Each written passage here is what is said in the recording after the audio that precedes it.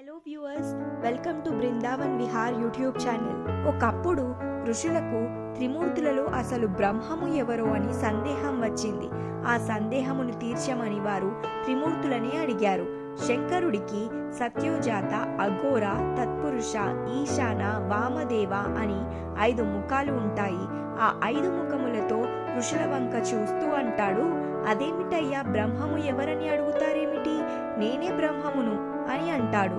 అప్పుడు బ్రహ్మ, నేనే ఈ లోకములన్నిటినీ సృష్టించాను, నేనే నీ పుట్టుకకు కర్తను, నేనే ఈ సమస్త లోకములను ప్రవర్తింపజేశాను, నేనే వీటిని సంహారం కూడా చేయగలను, నేనెప్పుడు బతికే ఉంటాను, కాబట్టి నాకన్నా బ్రహ్మము ఎవరు అని బ్రహ్మ అంటాడు.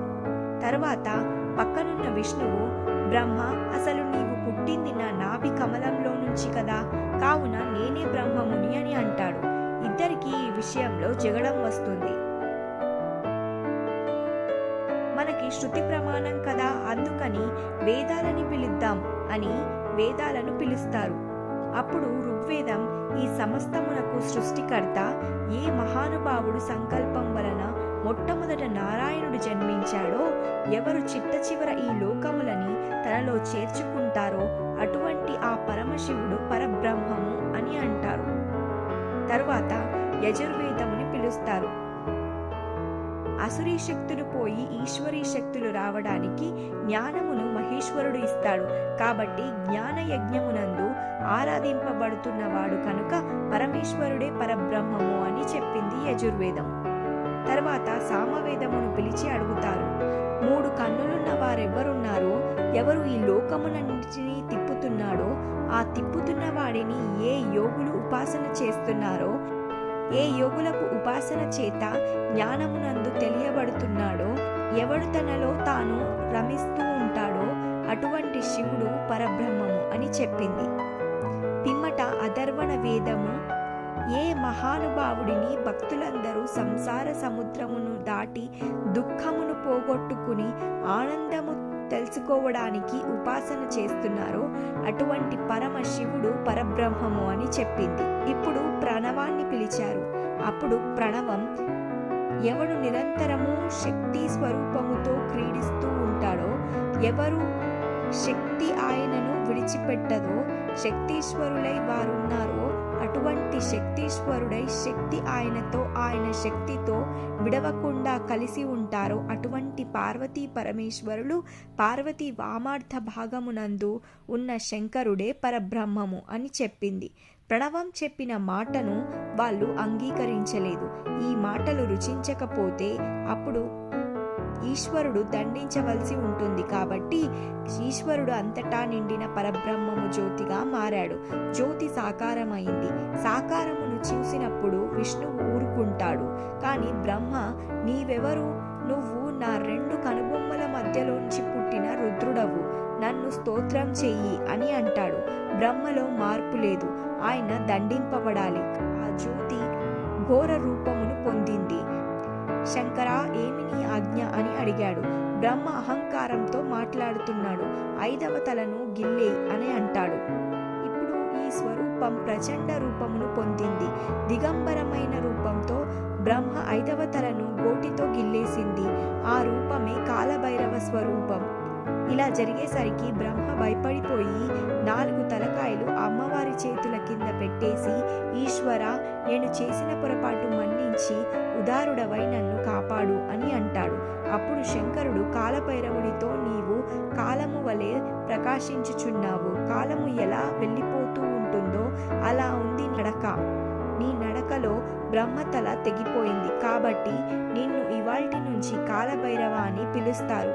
కాలభైరవ, నీవు ఎంత గొప్పవాడివైనా బ్రహ్మతల తెంపేశావు కాబట్టి నీకు బ్రహ్మహత్య పాతకం అంటుకుంది. ఈ 5వ తలకాయ పుర్రెను చేతిలో పట్టుకొని 12 సంవత్సరములు భిక్షాటన చేసి ఆ కపాలంలో తిను, అప్పుడు నీ బ్రహ్మహత్య పాతకం పోతుంది అని చెప్తాడు. బ్రహ్మహత్య పాతకమును తొలగించుకునేందుకు బ్రహ్మ కపాలాన్ని చేతిలో ధరించి అనేక క్షేత్రాలలో పర్యటించిన తనకు సోకిన బ్రహ్మహత్య పాతకము తొలగకపోవడంతో కాలభైరవుడు శ్రీ మహావిష్ణువు వద్దకు వెళ్ళి ప్రార్థిస్తాడు. కాలభైరవుడి ప్రార్థన విన్న శ్రీ మహావిష్ణువు, కాలభైరవా, నీవు శివుడి పుత్రుడవు కనుక శివుడితో సమానుడవు, బ్రహ్మదేవుడి గర్వమును అణుచుటకు జన్మించిన వాడవు. నీవు ఎన్ని తీర్థయాత్రలు చేసినా ఉపయోగం లేదు కనుక నీవు కాశీయాత్రకు వెళ్ళు. కాశీ క్షేత్రంలో అడుగు పెట్టినంతనే నీ బ్రహ్మహత్యా పాతకం భస్మమైపోతుంది అని సలహా ఇస్తాడు. కాలభైరవుడు కాశీనగరానికి చేరుకోవడంతోనే బ్రహ్మహత్యా పాతకం తొలగిపోగా బ్రహ్మకపాలాన్ని కాశీలో పూడ్చిపెడతాడు. బ్రహ్మకపాలం పూడ్చిపెట్టిన చోట ఏర్పడిన తీర్థమే నేటి కాశీ క్షేత్రంలోని కపాలమోక్ష తీర్థం. కాశీలో కాలభైరవుడు విశ్వనాథ లింగాన్ని భక్తితో పూజించి తరిస్తాడు.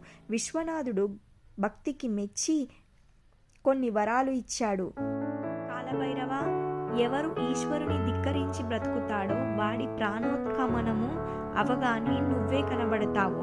దీనిని భైరవయాతన అంటారు. ఎవరు నీ గురించి వింటారో, శివాలయమునకు వచ్చినప్పుడు ఎవరు కాలభైరవుడి యందు శిరస్సు వంచి నమస్కరిస్తారో వాళ్ళ పాపమును నీవు తీసేయి. అలా తీసేసే శక్తిని నీకు నేను ఇచ్చాను కాబట్టి నిన్ను అమర్ధకుడు అని పిలుస్తారు. ఇక నుంచి నీవు నా దేవాలయములలో క్షేత్రపాలకుడవై ఉంటావు. భక్తుల పాపములను నీవు తీసిన వాటిని నువ్వు తినేయి. నువ్వు పాపములను తినేసి వాళ్ళని రక్షిస్తావు కాబట్టి నీకు పాపభక్షకుడు అనే పేరు ఇస్తున్నాను. నిన్ను కాశీక్షేత్రమునకు అధిపతిగా ఉంచుతున్నాను. నీ అనుగ్రహం ఉన్న వాళ్ళే కాశీక్షేత్ర ప్రవేశం చేస్తారు అని చెప్పాడు.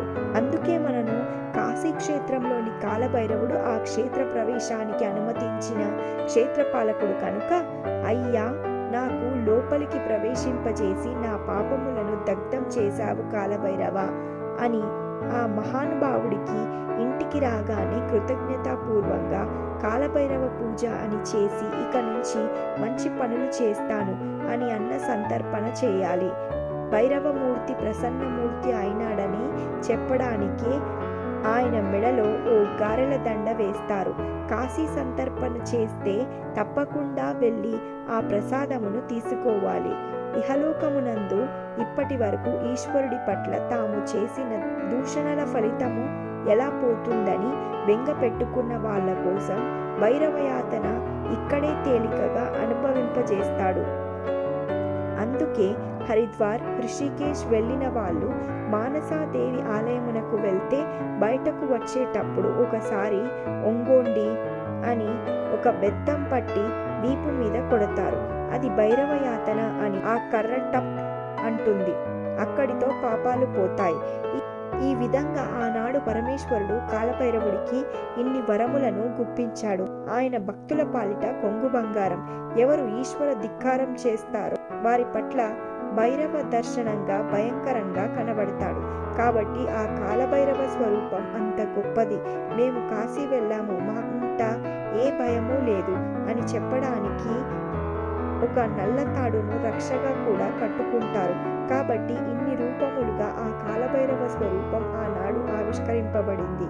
ఎవరు ఈ కాలభైరవ స్వరూపమును గురించి వింటారో, భక్తితో ప్రణమిల్లుతున్నారో, ఒక్కసారి నమస్కరిస్తున్నారో, ఇటువంటి వారు శివానుగ్రహాన్ని పొందుతారు. కాలభైరవుడు వాళ్ళని ఇబ్బంది పెట్టడు. వాళ్ళు ఎప్పుడూ సంతోషంగా సుఖంగా ఉంటారు.